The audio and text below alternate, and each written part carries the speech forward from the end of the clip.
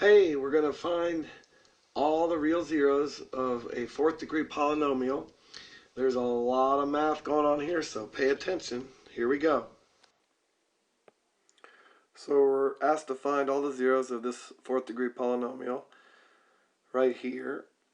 And the first step that we use is what's called Descartes' rule of signs, which says that if we look at the polynomial, however many sign changes there are, here we have a sign change from positive to negative between terms, and then another one here from negative to positive, and that's all there are. So that means there will be 2 or 0 positive real zeros for this polynomial.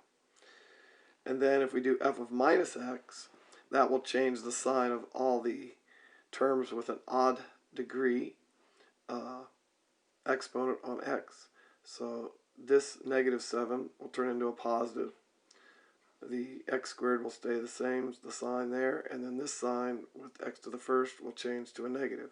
So now when we look how many sign changes there are, we see there's one here and one here, so that means that there will be 2 or 0 negative real zeros for this polynomial. Next, we look at all the possible rational zeros that could work or be zeros for this polynomial. And that comes from all the factors p over q. And p over q, p is going to be all the factors of the constant term 8. Q will be all the factors of the leading coefficient 2. So that means that all those possible rational zeros would be on the numerator. We could have the factors of the constant term 1, 2, 4, and 8. And the denominator is 1 and 2. And so when I ask you to list all the possible rational zeros, that would not be acceptable. You need to list it as 1, 2, 4, 8, all those numbers over 1, and then the same numbers over 2. So it would be 1/2. 2 halves we already have, 4 halves we already have, and 8 halves we already have, so that would be it. Those are all the possible rational zeros right there. That's the only ones that could be. Now, there could be irrational zeros, but as far as rational zeros, they would have to come from this list, any of these, positive or negative.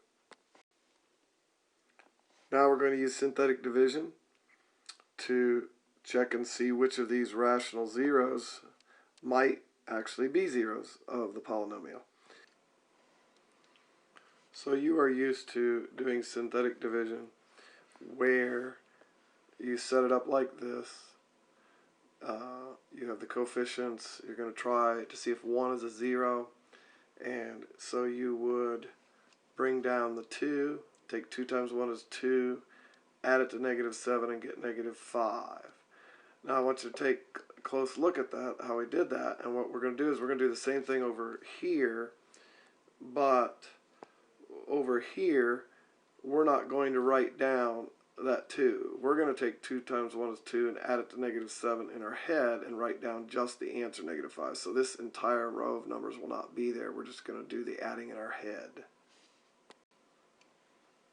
So we're going to try to see if 1 is a 0. So we'll put down a 1 here out to the outside. And as before, we bring down the 2. And as before, we take 2.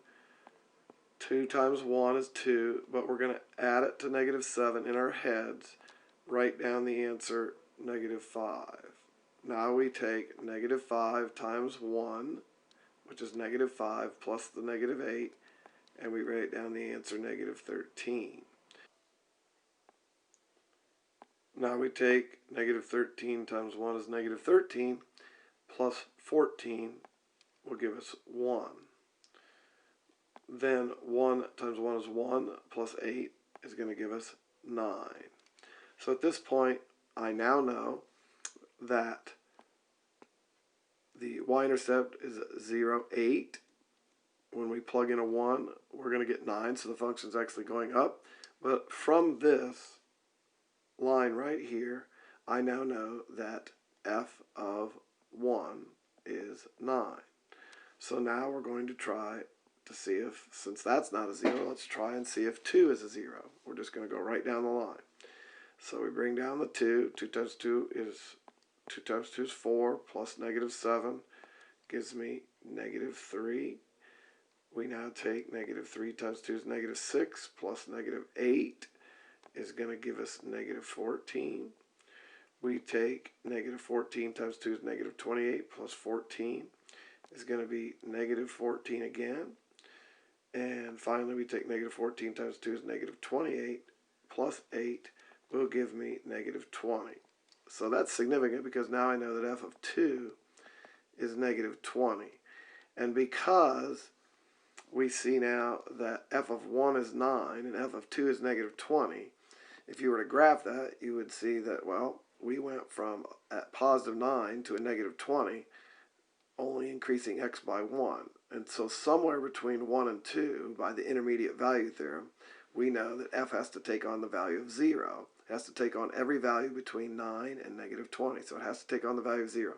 So I now can conclude that there is, because of these two things right here, there is a 0 between x equals 1 and x equals 2.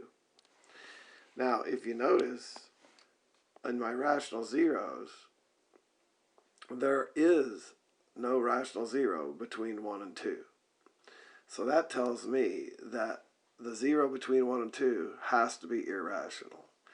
And so we'll just say that, okay, that's going to be an irrational. So that means, at this point,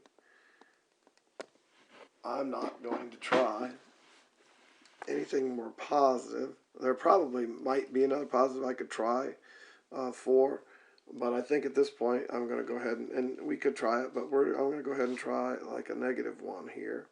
So I'm going to bring down the 2. I'm going to see if maybe negative 1 is a 0. So negative 1 times 2 is negative 2. And if we take that times that and we add it to negative 7, negative 2, negative 7 is going to give me negative 9. We next will take negative 9 times negative 1, which is 9, and 9 plus a negative 8 is going to give us a positive 1. And then we take a 1 times negative 1 is negative 1, plus 14 is going to give me 13. Next, 13 times 1 is negative 13 plus 8, and that's going to give me a negative 5.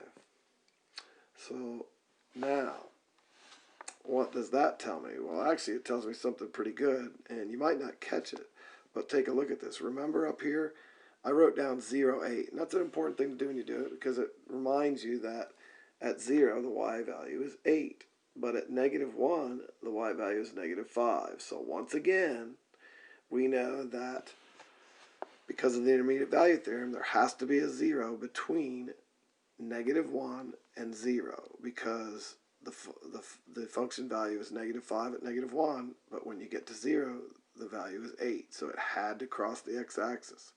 So I now know that there is a 0 between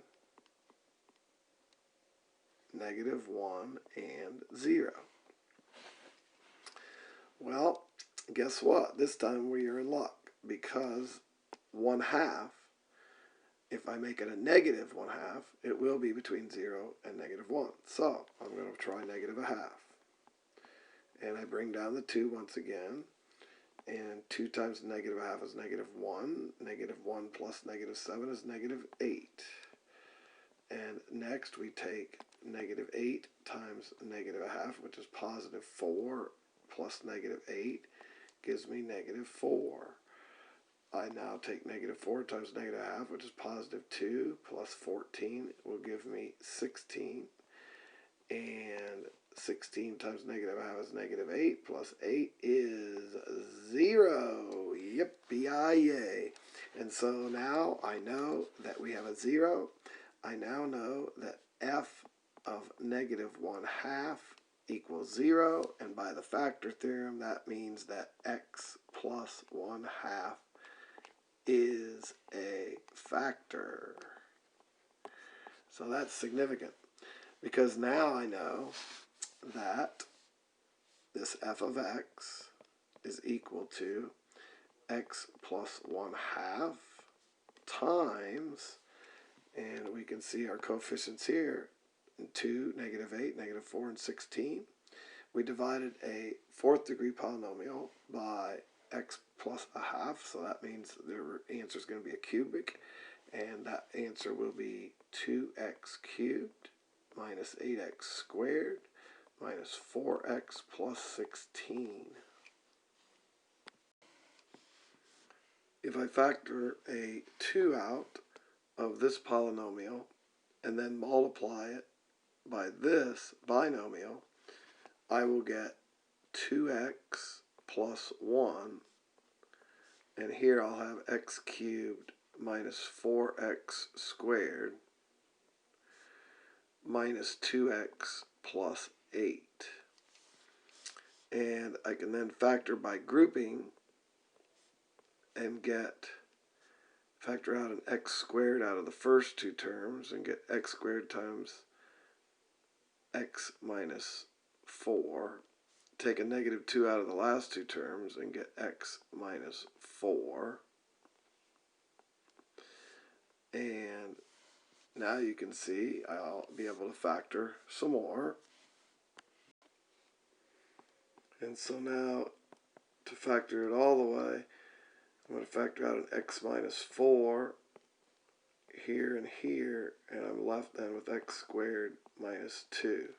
So my polynomial f of x can be put in factored form this way, which allows me now to find the zeros, which will be x equals -1/2 from this factor, and then from this factor I get x equal to 4, and from this factor I get x equals a positive or a negative radical 2. So here are my 4 zeros, and that takes care of finding all the zeros.